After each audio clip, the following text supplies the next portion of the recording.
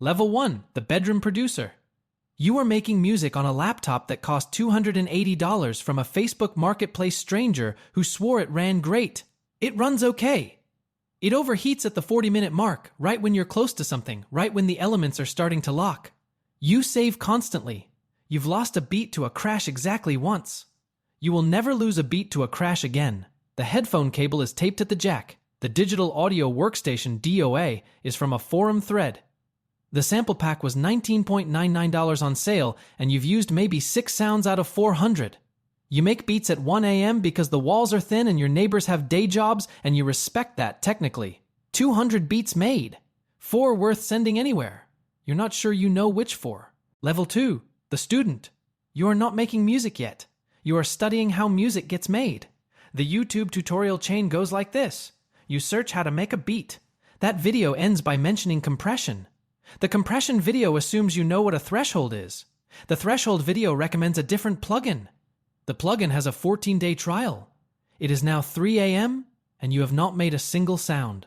This is most nights. You learn by copying. You pick a beat from a producer you love and rebuild it from scratch, note for note, sound for sound, just to understand how it breathes. It takes 4 hours. When you're done, it sounds nothing like theirs and you cannot figure out why. It takes 3 more sessions to realize you had the tempo wrong the entire time. Not slightly wrong. Wrong by 11 BPM. A week of work built on a number you never thought to check. You pay $30 a month for a plugin subscription with 400 sounds. You use maybe 6. The rest sound like someone's idea of what music should sound like, which is not music. You send beats to artists via DM. 15 the first month, then 20. Read receipts come back immediately they opened it. Heard 2 seconds, moved on. One responds. He says, not my style. You screenshot it. Not because it's good news, because it's contact. Someone heard something you made and formed a reaction. That's more than 19 others gave you. The comparison trap arrives around month 4. A producer your age just got a placement on a mixtape with 80,000 downloads. You pull up the beat. You spend an hour trying to identify what he has that you don't. The answer is probably just time he started earlier, but that's not a satisfying answer, so you don't accept it yet. You're spending 22 hours a week producing. Sleeping 6. The math doesn't hold indefinitely, and somewhere in the back of your head you know it, but the front of your head is still trying to figure out sidechain compression. Then one night, a beat locks. Every element in exactly the right place, the kick sitting under the bass without fighting it, the melody landing where it should without being told. You know it before you can explain why. You sit with it for 20 minutes without touching anything, because opening it back up might break what you found. You send it to 15 people. Nobody responds. The best thing you've ever made is sitting in someone's inbox unheard. The only move is to make another one. So you open the laptop, start a blank project, and begin again, because the alternative is deciding the silence is an answer. And you're not ready to do that yet. Level 3, the uploader. The first real comment arrives on a Tuesday. Not a bot, not a producer fishing for a followback. An actual person who wrote 4 words under your track. This goes hard, bro. You read it 3 times. You screenshot it. You show nobody. Because 4 words from a stranger isn't something you can explain to someone who wasn't waiting for it the way you were. A local rapper finds the beat through a hashtag and asks to use it. Free download his mixtape, no budget. You say yes before he finishes the sentence. The mixtape gets 200 streams. Mostly his friends. Your producer tag plays at the start prod. Buy and then your name, and those 3 words feel larger than they have any right to. You are in the credits of something that exists in the world. That is different from files on a laptop. The streaming check arrives 2 months later. $1.74. You spend more than that on the coffee you made while refreshing the dashboard waiting for it to update. You find BeatStars. There is a marketplace where producers sell beats directly to artists. No middleman required. This sounds like a solution. Then you look at the numbers. 4 million producers on the platform. Hundreds of thousands of active listings.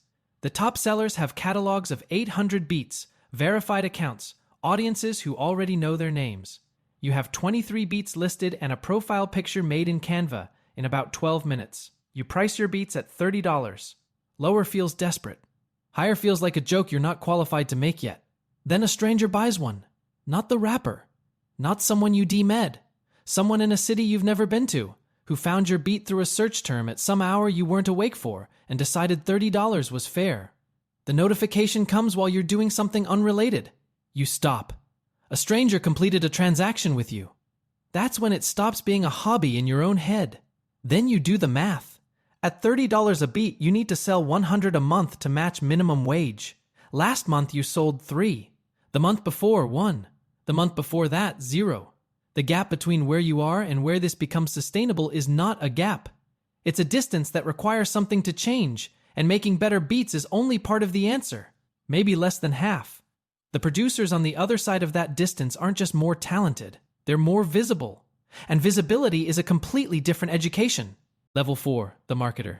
You are not a musician learning marketing. You are now a marketer who happens to make music. And the sooner you accept that, the less it stings. The arithmetic is simple. Better beats alone won't close the distance. More people need to hear the beats that already exist. That requires a second full education running simultaneously with the first, using the same hours, the same 1 a.m. windows, the same laptop that's already overheating from the first one. You learn the YouTube beat video formula. A DAW screenshot, a looping visual, the words type beat in the title because that's how artists search and artists are your customers. You post at 6 p.m. Fridays. You tag every plausible genre. The formula feels like a compromise of something. It works anyway. Your first video gets 800 views in a week, 800 more people than heard anything you made the month before. You build a producer tag, 4 seconds of audio at the start of every beat. Your voice, your name, a signature that travels with the music even when you don't. Petty insurance. Necessary insurance. You find the producer community Discord servers, forums, beat battles. Thousands of producers trading feedback and follows in roughly equal measure. You enter a beat battle. The judging criteria are vague. The panel is 3 people you don't recognize, and the prize is a $50 Amazon gift card. You win. You spend it on a plugin you already own a worse version of, which is apparently just what winning looks like at this point. Then a clip circulates. A music executive, the kind whose LinkedIn says tastemaker, industry veteran, curator of culture, which tells you everything you need to know about how he sees himself, gives an interview where he says bedroom producers are hobbyists who fundamentally misunderstand how the industry works. He says it with the confidence of someone who has never had to prove it. The clip moves through every producer forum within 48 hours. Producers respond with anger, threads, clapbacks. You screenshot the quote and pin it somewhere, you'll see it every day. Not for motivation. As a record of who was in the room before you arrived. Despite him, a playlist curator finds your beat video and adds it. The playlist has 12,000 followers. Your dashboard starts moving 40,000 streams in 2 weeks. BeatStars sales go from 3 a month to 11. Subscribers climb from 200 to 900. The executive didn't open a single door. You found a window, but someone at his label saw the numbers. Someone is asking around about who made the beat. Your manager will tell you about this later, and she won't sound entirely pleased. Level 5, the signed producer. The call comes on a Thursday while you're doing something you'll never remember afterward. Unknown number. You almost let it go to voicemail. You answer. It's a manager. Small roster. Real knowledge. She understands contracts, publishing splits, the specific ways a producer does everything right, and still ends up with almost nothing. And that knowledge is the entire reason to take the meeting. You meet. She talks about publishing administration like it's common knowledge, and you nod in the places where nodding seems right. Later, in an Uber, you Google writers' share versus publishers' share and spend 45 minutes in a Reddit thread that answers the question in paragraph 1 and argues about edge cases for the next 200 comments. You are marginally more informed than before. The publishing deal takes 15% of your catalog's royalties in exchange for registering every track and actually collecting what's owed. 15% of something versus 100% of nothing. You sign it the same day the paperwork arrives, which your manager later says was faster than she expected.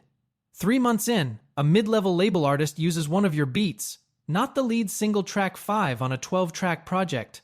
It gets mentioned in 2 reviews because the album gets mentioned in 2 reviews. Your name appears in a sentence about production quality. You read it 6 times. You feel embarrassed about how much that means. You do it anyway. The first real check arrives. A number with more digits than you're used to seeing next to your name. You use part of it to pay off a debt your mother has been carrying for 2 years. One of those low-grade financial pressures that hums in a household without anyone naming it out loud. You pay it off before telling her. That conversation is quiet and brief and worth more than the number. Your producer tag is now a sound other people reference in conversations you're not in. That's a different thing than having a name. That's the line between a person and a presence. Then your manager calls with a different tone. The executive's label wants to meet. She advises caution. She's right. You go anyway because the room they're describing is the one you've been building toward. And declining the meeting feels like letting the man who called you a hobbyist win something for free. The office costs more per month than your mother's apartment costs per year. The contract is 87 pages. The lawyer costs $300 an hour to explain what you're signing away. By page 30, you understand the advance is a loan against future royalties. The executive who called bedroom producers amateurs is now, technically, your business partner? You sign anyway. Everyone signs. The alternative is staying on the other side of the door. Level 6, the hitmaker. You're in a coffee shop on a Tuesday when you hear your own beat from a speaker you didn't put it in. Not a venue. A coffee shop exposed brick, chalkboard menu, the kind of playlist that just runs without anyone choosing it. Your beat is in that playlist, playing to 12 people who aren't listening. The person next to you opens an app, holds their phone toward the ceiling, waits 3 seconds, puts the phone away, and keeps living their life. They found the song. They don't know who made it. You say nothing. You finish your coffee. You leave. That is the moment.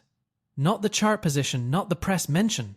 A stranger identifying your beat in a coffee shop and not caring who built it. That is what it sounds like when you've made it into the world. The dashboard confirms it. The song crosses 8 million streams. The number stopped feeling like a number around 4 million and started feeling like whether something you exist inside without being able to hold. People you've never met use your melody in video captions. An athlete posts a workout clip with your beat underneath it. A wedding video. Someone's year-end compilation scored with something you built on an overheating laptop in an apartment you no longer live in. A real publication runs a review with your producer credit in it. Not a headline, a sentence. Your name in a sentence in print treating you like you exist.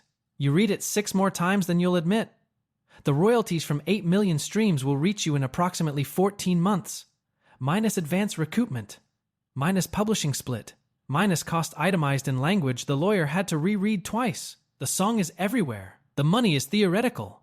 You are simultaneously the most heard you have ever been and operating on a budget that would confuse anyone who's seen the streaming numbers. Then the executive moves.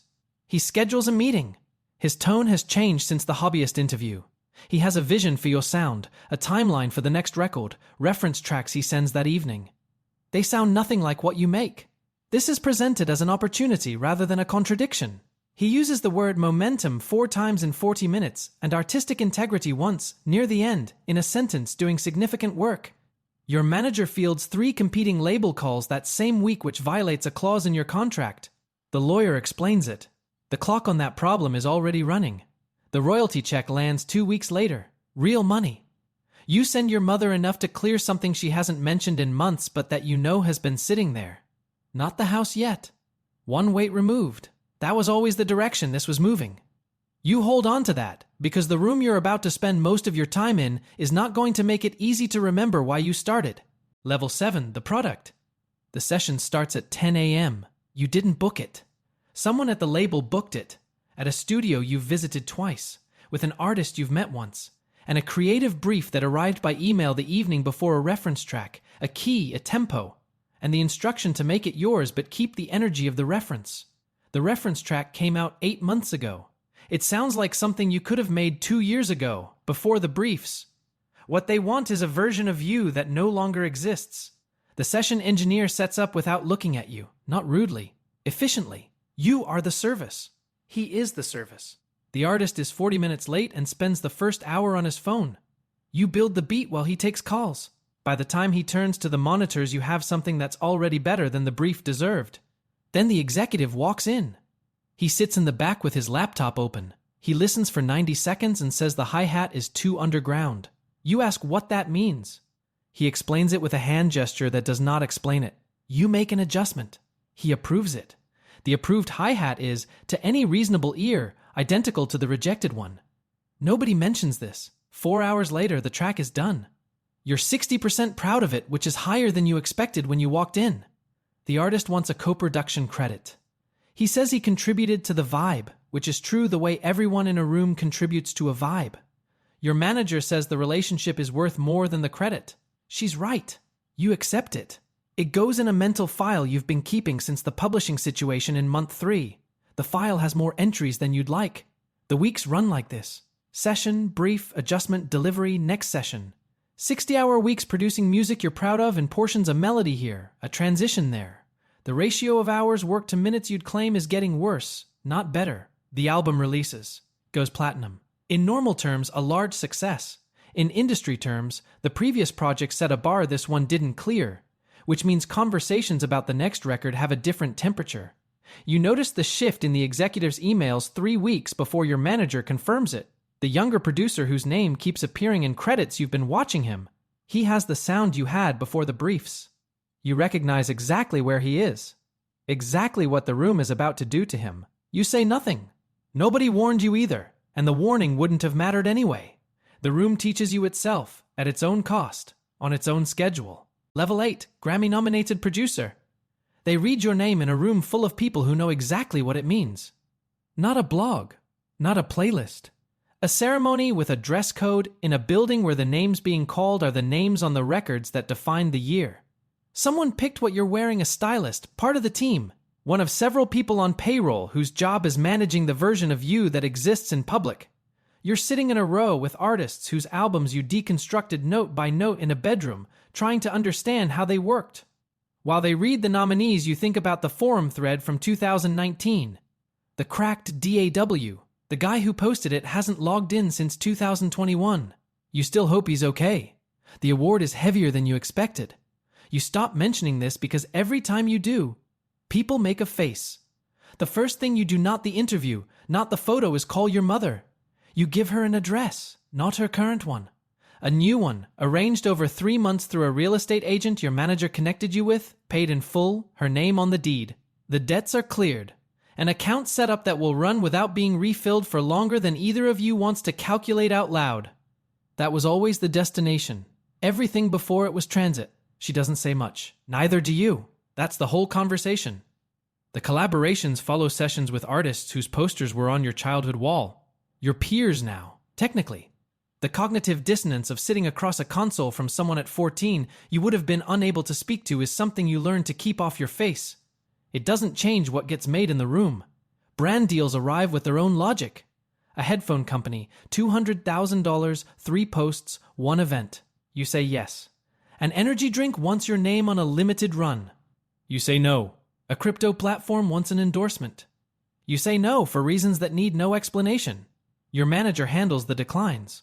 The contract renewal lands on a Thursday. New terms, more creative control, larger advance. Your lawyer reads the draft over 2 days. 3 improvements are real.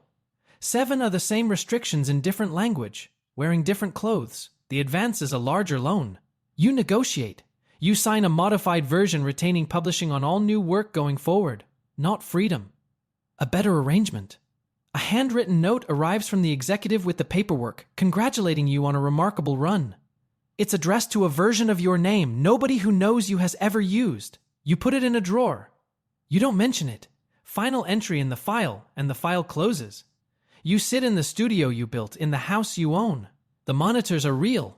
Every plugin is paid for. You open a new project. You sit in front of it for 20 minutes. The cursor blinks. You cannot hear where to start. Level 9, independent producer. Tuesday. Nothing on the calendar. No session booked. No deadline flagged. No email that needs a same-day answer. The first Tuesday like this and longer than you can accurately place. You sit in the studio and listen to what the silence sounds like, which is something you haven't done on purpose in years. The label wants the next project in 18 months. That number should feel like space. It doesn't feel like space. You watch what happened to producers who came up alongside you. One pivoted to film scoring, sync placements, library work, television. He posts less, seems less worried about what he posts, and from the outside appears genuinely at peace with the trade. One burned out publicly, the kind of burning out that gets written about in think pieces about the industry's responsibility to its artists. His name still appears in those pieces. He probably doesn't read them. One just stopped. His catalog is still on the platforms. The streams decline at the rate all inactive catalogs decline slowly, without drama, until the number is too small to matter. Nobody wrote about that. The quiet exit doesn't generate content. The machine extracts what it can and reorganizes. You have known this for years, knowing it didn't protect you. An interview publishes 3 weeks after the contract signing. The executive discusses the label's vision for the coming year.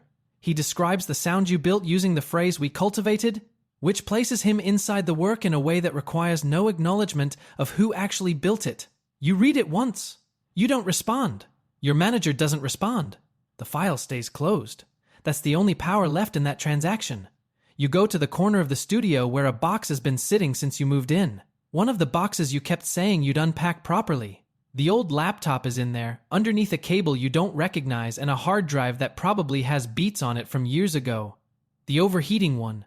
The one from the Facebook Marketplace guy who said it ran great. You bring it to the desk. It takes 2 minutes to boot. The cracked DAW from the forum thread is still on it.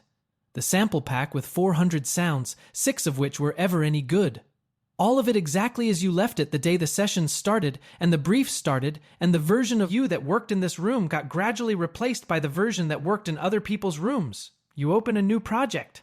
Not for the label, not for the timeline, not for the executive or the algorithm or the dashboard. You build something. It takes 40 minutes. It's not finished. It might not even be good. But somewhere in those 40 minutes there is a moment brief, specific, impossible to manufacture on a deadline where every element is in exactly the right place, and you know it before you can explain why. You haven't felt that in a session room with a brief and a reference track and a man in the back with opinions. You felt it alone at a desk on a laptop that overheats in the same hour you always worked for the same reason. The laptop is still here. The feeling is still in it. The music has been waiting, patient in the way that only things you can't lose are patient. And it was always about the